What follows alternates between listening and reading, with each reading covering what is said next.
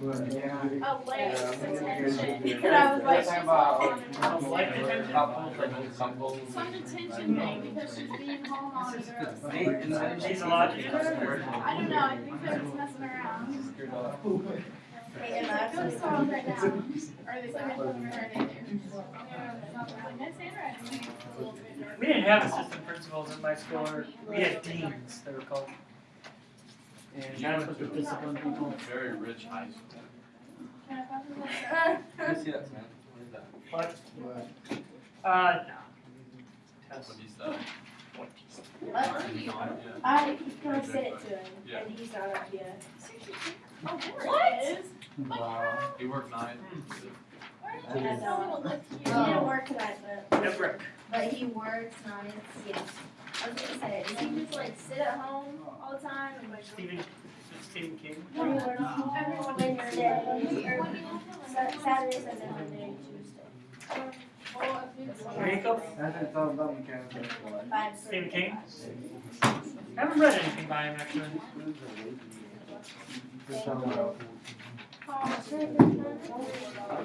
Actually, I need to. We should have a library. I wonder if we can still order a copy of Amy Poehler's book in the library. Oh, you read it?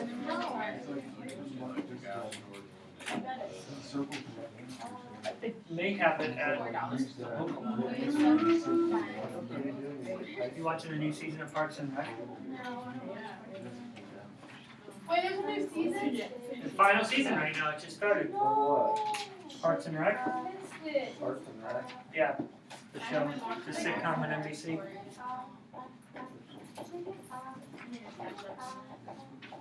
I'm still watching it on Netflix. I like Halloween.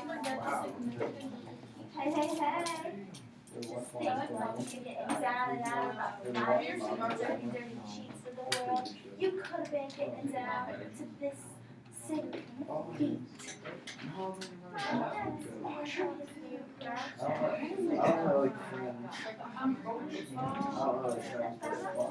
Okay, so yesterday we started a war, and we're gonna finish the war and see who wins today.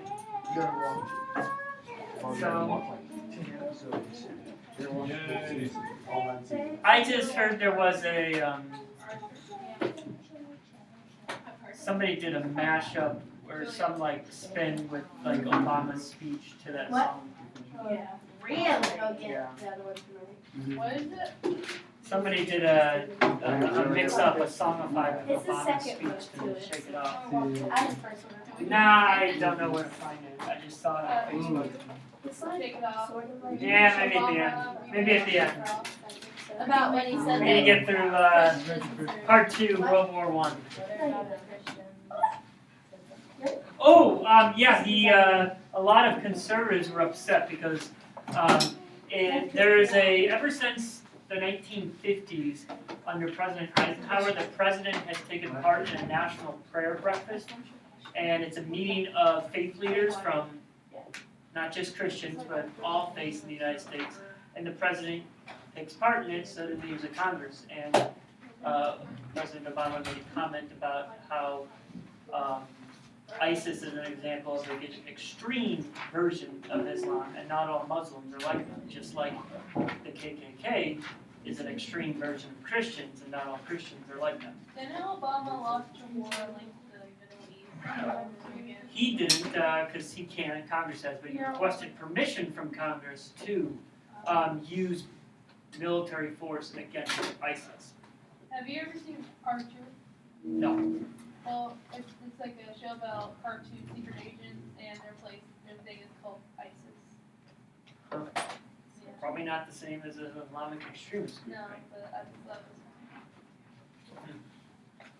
All right. World War I, I've heard of it though.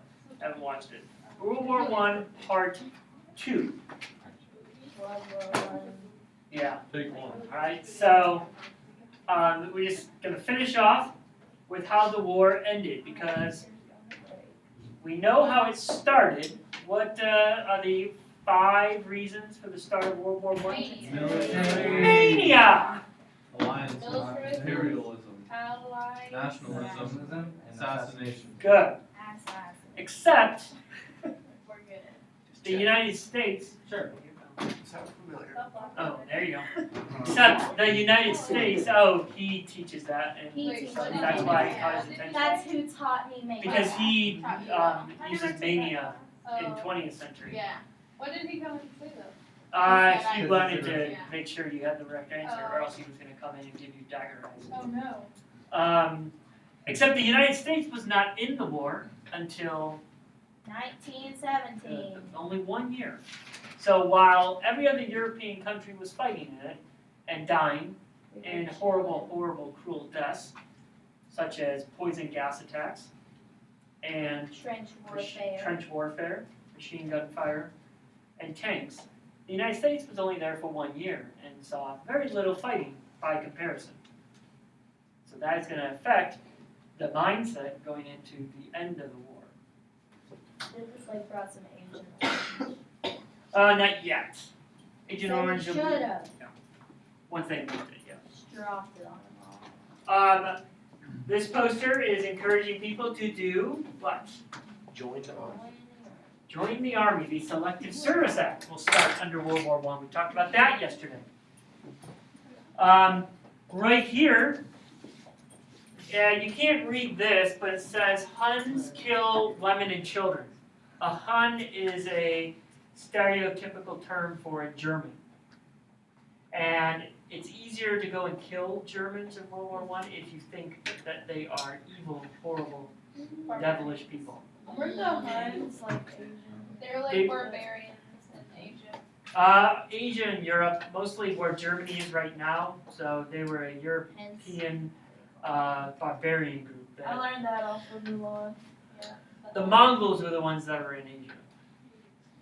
So the Huns were way back when, during the Middle Ages, a nomadic barbarian group where Germany presently is today. Alright. I love Mulan. Okay, so the war ends with something called an armistice. Armistice. I don't know. For the United States, it was. Not so much for if you were British, French, German. If you were Russian, it was a shorter war. But if you were French, German, British, Italian, it was a long war.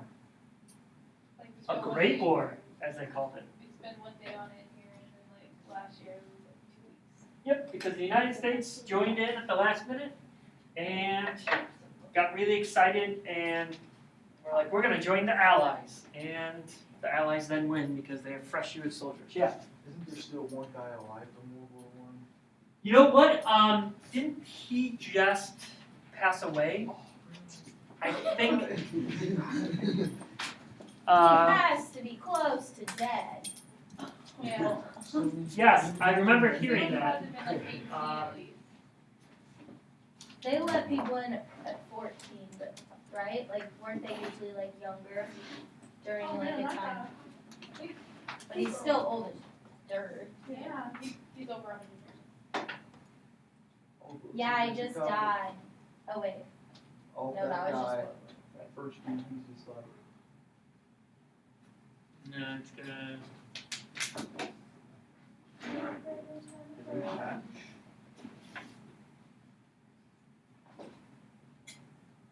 So for the United States, let's see, the last soldier for the United States from World War I was Frank Buckles, died in 2011. He was 110 years old. Wow. Huh. Is there 118? I don't see Oh, anyone no, longer you see. than that. 111. Anybody survived past 111. 2012? This is Great Britain. I want to know that guy. Florence Green, a woman. Huh. Or that woman's secret to living soul. Statistically, women outlive men. Yeah, but not usually up to 100 years. Statistically, few people live past 100 years. So 2012 You get what? was the last World War I veteran. Yeah. And we're getting to the point where World War II, are not surviving. What is that, dude? Few things that'll be useful not just for general pop culture. This type of flower right here is a red poppy. It became associated with veterans after World War I. The red poppy flower was used quite commonly in Europe, and the tradition came over to the United States at the end of World War I to symbolize a marker on a grave in a cemetery. You would put a red poppy flower there, so that was a big symbol of veterans. Armistice means to stop fighting. It does not mean the war is formally over. So there's a difference. Just because you make an armistice on November 11th, 1918, does not mean the war is officially over. It just means they've agreed to stop fighting. It goes the same way for countries today. If two countries are at war and they make an armistice, they're still technically at a state of war with one another. They've just made an agreement to stop fighting. I'll give you another example. North Korea and South Korea have never signed a treaty which would formally end their war together. They have an armistice back in 1953, but they've never actually made a formal treaty together. So they are still officially at a state of war. And we are aligned with South Korea, so in an indirect manner, we are at a state of war today. So back to World War I, an armistice just ended the fighting. They have to gather. What do you gather if you want to negotiate a peace treaty? Where? Paris. Alright, so they go just on the outskirts, so just in the neighborhood of Paris, called Versailles. Versailles Palace. And they go to a room in the Palace of Versailles where there are nothing but mirrors. Imagine being in a room with a bunch of leaders, and instead of walls, there's mirrors on the wall, all around you. It's called the Hall of Mirrors. You look over and you think somebody's staring at you, and that person is you. That's it right there. Yes, that is the Hall of Mirrors. That is actually the people who gathered at Versailles Palace to negotiate the treaty that ended World War I. Now, the people who actually makes the decisions are the Big Four, because they are the most powerful of the allies that won.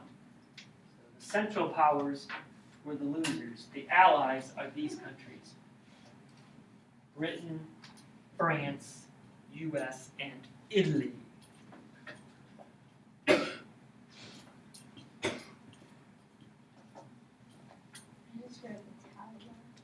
That actually isn't Italia the Spanish version of Italy, or is it, that may be how you say it in Italian. Is it in Spanish? Italia. Huh? Why was Germany not invited? Some of you probably know this. Because it was their fault.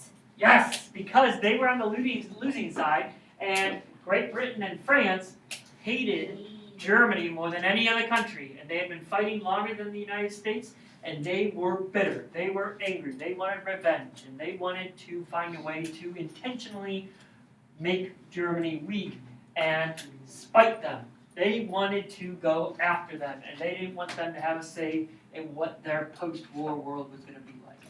And so they wanted revenge. When the war started with all those alliances and people whispering around and calling people names, now they want revenge because Germany's in a position where they can't defend themselves, and they're going to be forced to do whatever the Allies agree upon. And Germany is going to have to do it. Except, if you're Germany and you're not invited and you're forced to do all this, how are you going to feel?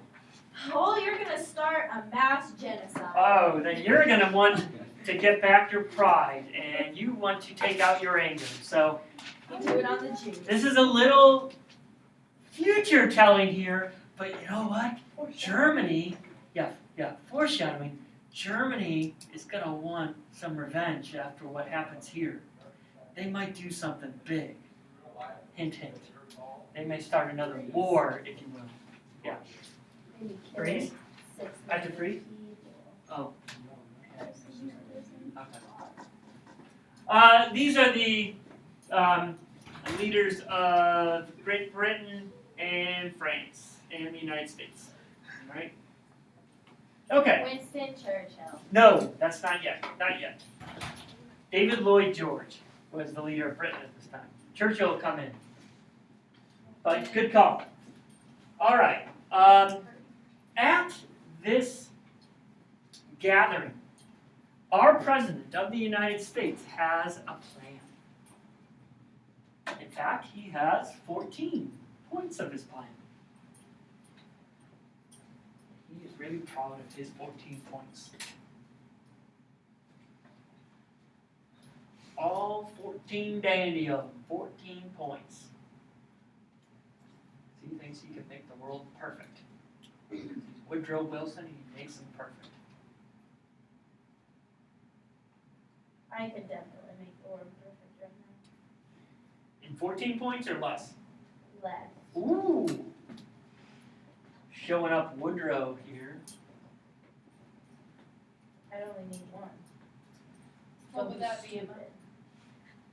Are they gonna be reinforcements to make sure people aren't stupid? Yeah, I'll kill you if you're stupid. What qualifies? So- Yeah, you wanna be an officer. Because everyone would be dead. What qualifies stupid? But that, I mean, here's the thing, I'm sure Wilson wanted to have that same feeling that you have and wanted to take, and achieve that. He wanted to stop stupidity and stupid decisions. But he also wanted to do it without the whole killing. And that's what was difficult. He tried to muzzle up a war from happening through peaceful means. And particularly for Europeans who like to fight wars a lot, that's all European history is. It makes it interesting. It really does. And chop people's heads off and everything. It makes it very difficult to try to do what Wilson was doing and make peace. And do it through nonviolent means. So there are really 4 key points of his 14. He wanted to stop colonialism because that was unfair to the people who were being taken over. So the United States took part in that with Latin America and Hawaii and Philippines. So they weren't not guilty of that either. And so they were going to have to stop that. Second thing, self-determination. He wanted every country on earth to be able to choose who their government was. You shouldn't have to live under a king if you don't want to. Third, you should be able to buy and sell through free trade. And then the very most important one, he wanted an international group of the League, as he called it. The League of Nations, where you would meet and sort out your difficulties and problems and arguments. Somebody's going, psst, she's got a problem with you and you should fight her. No, you should come and do a mediation session. Don't attack one another. Except Wilson didn't get all that into the treaty. And this is the main parts of what were in the treaty. He got some of it, but he didn't get all of it. The first thing, as Emma pointed out, very good job, is the War Guilt Clause, Article 231. How many articles are there? Oh, at least 231. I'm sorry, I cannot answer the exact amount, but many, many. Kind of like when you pass a law through Congress, very few people read the full law. It's usually the president just signs one piece of paper and then it's this big, thick book. But it was a big, thick treaty that had many articles. One of which required Germany to accept all blame.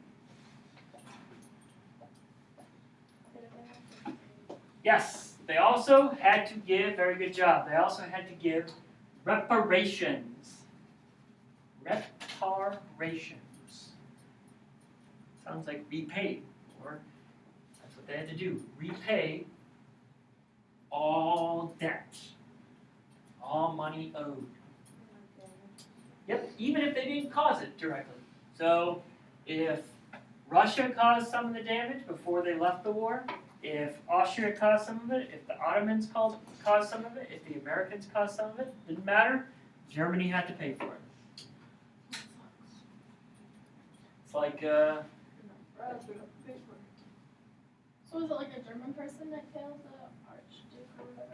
Nope. It was a Serbian person that started the war. Why did they pick Germany? Because Germany was the most powerful of the Central Powers who lost the war. The Austria-Hungary government was broken down and split up into multiple countries. The Ottomans were split up into what is today Iran, Iraq, and Syria. And Germany was the only one that was still around that could be blamed, and so they were blamed. And plus, French people at the time really hated Germans, and it was easy to get revenge.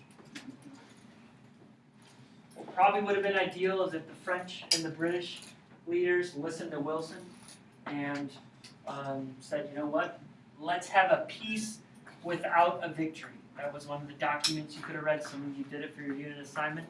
Let's have a victory, but let's try to not have to have another victory, because if we do, that means fighting another war.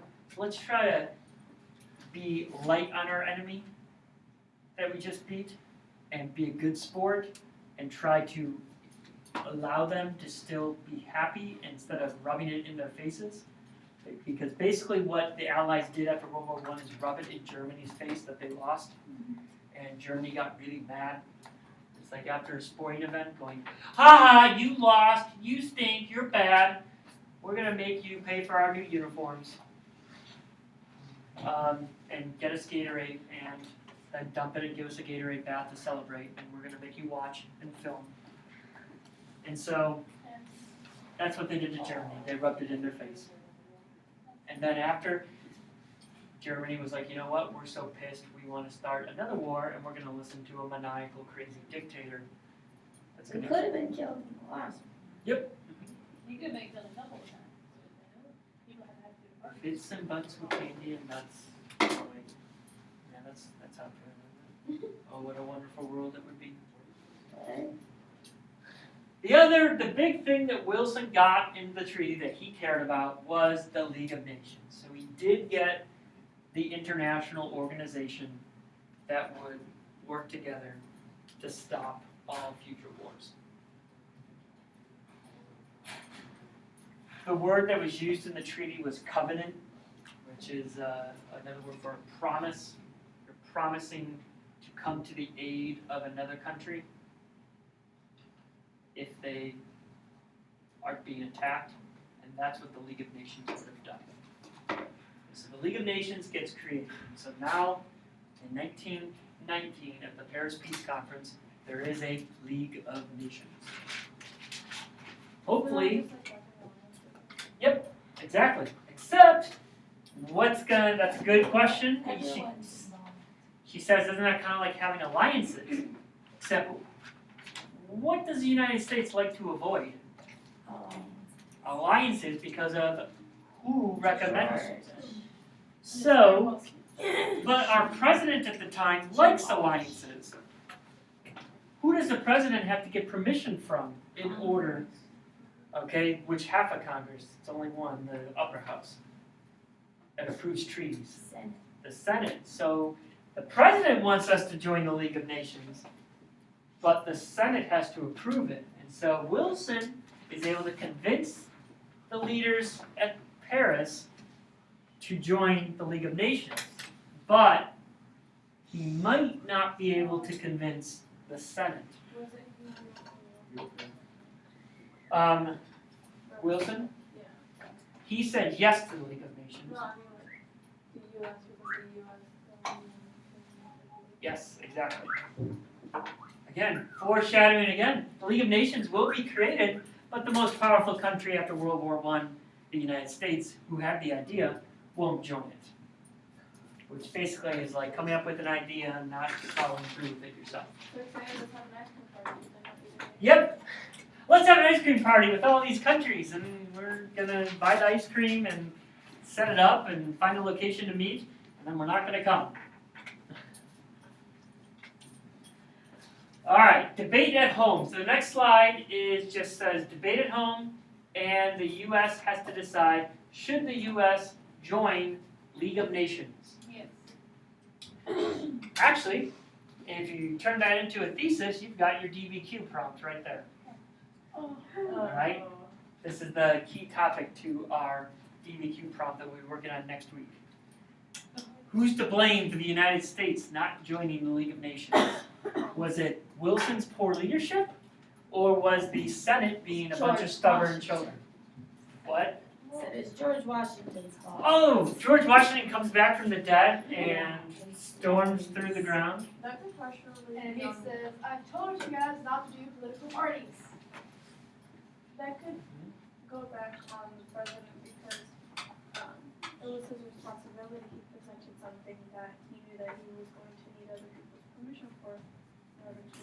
Well, good thing you grinded you love that. Well, and he tried to convince people to join the League of Nations, but he actually had a stroke in the process of going on a countrywide tour to say, join the League of Nations. He went around the entire nation to like many different big cities, and when he was on a trip to Colorado, he had a stroke in the middle of a speech, and he had to be taken to the hospital, and that was kind of like a metaphor for the treaty being dead in the United States.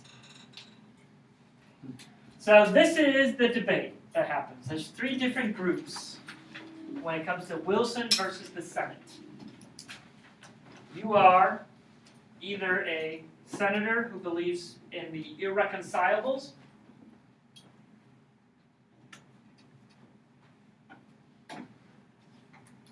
or a reservationist, or you just like Wilson. Hey, coming?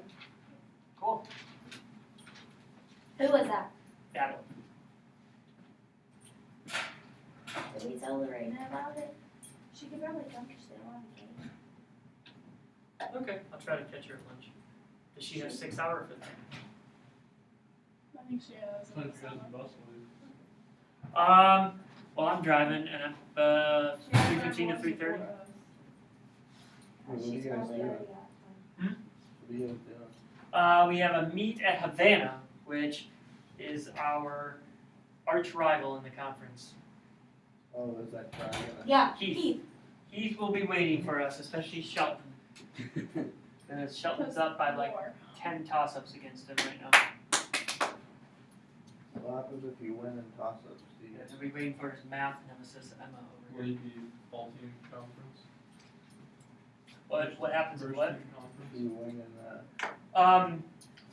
We do a conference tournament where it's like a separate tournament, and then all the teams make it to regionals, and then if the top team at regionals goes on to sectionals. What happens if you have the top number of Toss-ups. toss-ups? You get a medal at conference.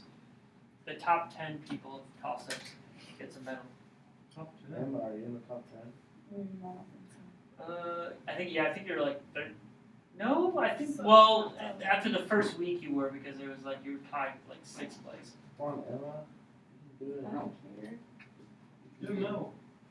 Just some hardware. I think it went to Shelton, Josh, Thaler, and then Emma. For us, that was. What did Sheldon get last year? Do they have it updated? Shelton he was in like between 5th and 10th, but you gotta remember too, we had We had a lot. Chase and Alec and Harley were ahead of them. I mean, I wasn't a part of it, but I know that they were like, they went like 10 and 1 last year. Yeah, in conference. They didn't lose. I wish I would have been a part of it, but. Harley, he's a weird dude. I like Good at answering questions though. his block out on the across from the Oh, gym. it's It's like a funny. Ravik or something. Copiva? Huh? Or Rita? A Arabic? Arabic. Alright, so the group called the Irreconcilables gets their name from what they stood for. If you like to find peace between an agreement and work out your problems, you reconcile.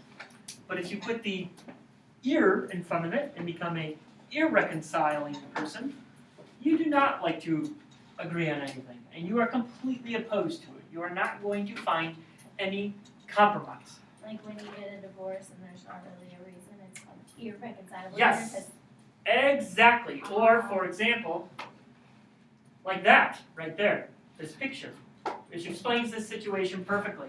What do you see here? I'll go back to the other side in a moment, but when Emma brought it up, I wanted to show this. Who's this supposed to be? Wilson. Okay, or just Uncle Sam for the United States, any general. And then, what's he doing? Marrying her. Marrying a foreign entanglement. Who warned against? George Washington. Now, right when the minister says, if anybody shall have any opposition to this marriage of the foreign entanglement with the Treaty of Versailles and the U.S. joining the League of Nations, speak now or forever, and then who barges in? The U.S. Senate. And so, this is a political cartoon showing how the Senate came in at the last minute, right before the United States joined the League of Nations, and said, no! Stop it. Alright? And so the irreconcilables were completely against the treaty, and they were led by a guy named William Borough, a senator from Idaho. There were the reservationists, and they were still against the treaty, but just a little against it. They were willing to compromise if you took out the League. They were led by Henry Cabot Lodge. I had an AP US history teacher in high school who kept saying his name, Henry Cabot Lodge. Lodge. She couldn't say Lodge. Lodge. She added an R to it. Why? I don't know. Did it bother you? No. Did you know you were going to be a history teacher then? No, it didn't actually. You didn't want to be a historian. First 2 years of college. What did you want? Yeah, my uncle has. I didn't know what I wanted to be. I kind of had an idea I wanted to go into teaching, but junior year, that's why I don't feel bad if you don't know what you want to be when you grow up, because some days I don't even know. I mean, I know I want to do something in education now, but Sometimes I don't know. Sometimes I don't even know why I'm here. yeah, that's true too. Sometimes I eventually figured it out. And then, lastly, there's Wilson, who is for the treaty. The result, and this will be very critical if you, I think we make sure we all know this, the U.S. never ratifies the Treaty of Versailles. And that means they don't join the League of Nations.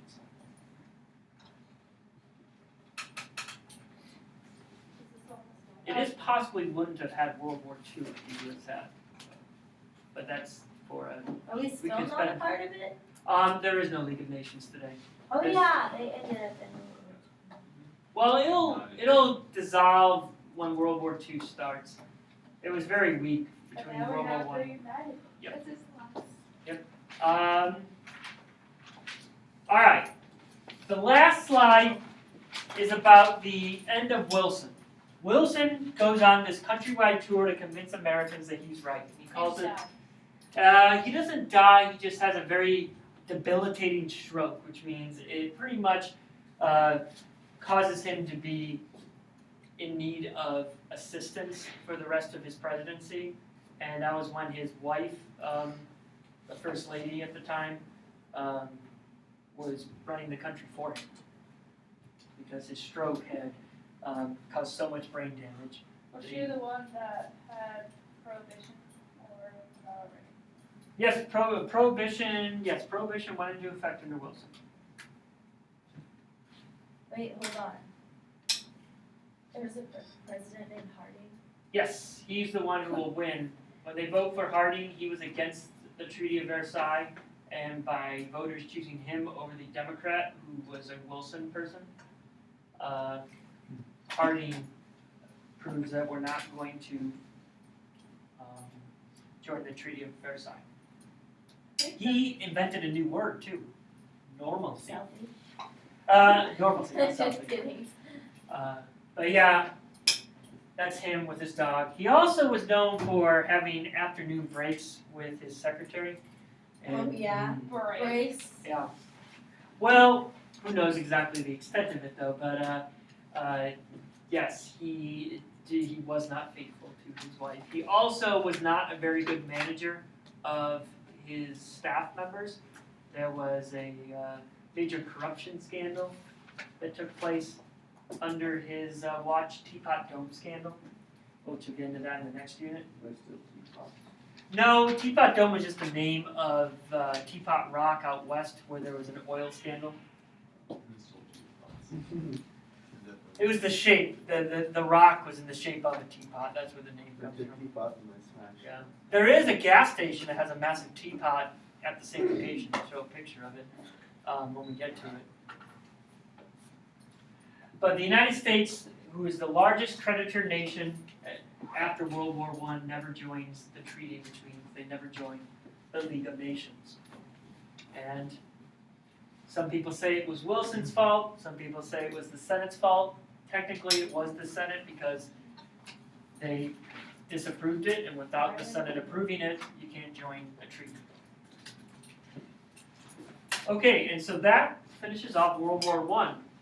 The United States, again, that was a very quick war because the United States was only in it for a year.